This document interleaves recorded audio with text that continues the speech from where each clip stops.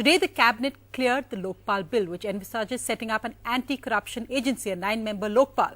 It will be brought to Parliament this session, but there are some major changes in this bill the Cabinet has cleared, different from what had been recommended by earlier committees of MPs. The big changes: now those accused of corruption will be given a chance to respond to charges before a decision is taken to clear sanction of prosecution. Also, the Lokpal will not be able to transfer CBI officials investigating cases. This will be done by the CBI itself. The other big change: the government exempts political parties from the Lokpal ambit. Also, states will now set up their own Lok Ayogs via separate laws within a year of the central Lokpal being set up.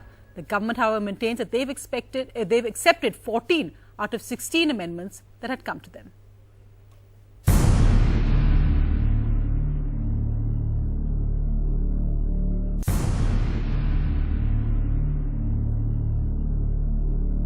At the time of preliminary inquiry, because the person should know what are the allegations that have been raised against him. He might be having the records to prove that those allegations are false. Therefore, that opportunity has to be given to him. Element of surprise is the most important when you are investigating the role of an officer against whom allegations of corruption complaint has been filed. अगर general call लाना है तो CBI, CBC इनको स्वायत्तता दे दो. जैसे election commission को स्वायत्तता है, ऐसे इनको भी स्वायत्तता दे दो. The government is making jalebis and jalebis and jalebis.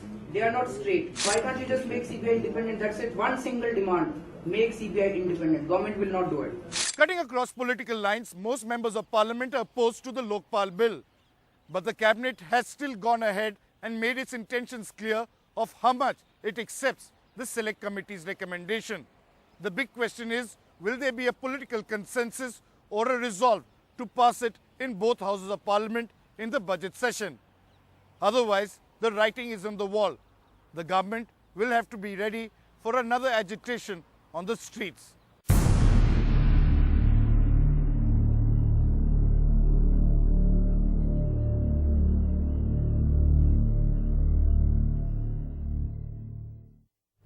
Well, Congress President Sonia Gandhi had written to Anna Hazare saying the bill will be passed, but what will be the political reality? Joining me for more on that is Ravi Shankar Prasad, Deputy Leader of the Opposition of the BJP. I'm also joined by Shantaram Nayak, Congress MP, who was a member of the committee which looked at the bill sent by the Rajya Sabha. I'm also joined by Prashant Bhushan of the Aam Aadmi Party and Anjali Bhardwaj. She's a member of the People's Group fighting to look at the people's right to information. Thank you all very much for joining me tonight.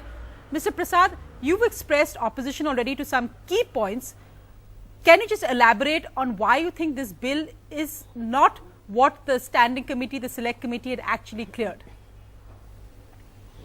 First, Sonia, I have also flagged that once the fine print are there, we will come with a structured response.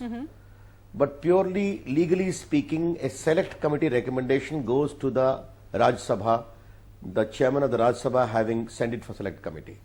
It is the property of the House. Only the Rajya Sabha can change it. Even the government cannot. The government today has accepted 14 out of 16. But what we have really objection on two key issues, which I articulated in my press conference today. If you are going to have a preliminary inquiry against any officer or employee whose corruption is subject matter of investigation, then the element of surprise goes. He will ensure that all the evidence is destroyed or lost. Therefore, the select committee very deliberately, elaborately discussed that and said it should be discretionary. Lokpal has inquiry wing, has a prosecution wing. Therefore, preliminary inquiry should be there. When a charge sheet is filed, sanction is there, there is various safeguards available. This we feel is government has done is not the right thing. And you're not upset that political parties aren't in the ambit? You're not upset that political parties are not in the ambit of the Lokpal? Well, Sonia, I need to clarify it very clearly. Political party were never in the ambit of Lokpal. Lokpal from the very beginning is something which is funded by the government or those who are working with the government. Therefore, societies or companies, corporate entity which are funded by the government or NGOs who are being funded beyond 10 lakhs from foreign sources. Those benchmarks are there. Political parties rightly covered by the Election Commission, registered with the Election Commission Section 29, the power of derecognition vested with the Election Commission, the penal provision there with the Election Commission, and with the courts in the event a particular MP or MLA is found to indulging in corrupt practice. Therefore, a whole mechanism is available. No, but Political parties as an entity being covered by the Lokpal was never in the ambit from the very beginning. India's #1 news app just got even better. Download NDTV's new app. Fully optimized for retina display. Full screen view.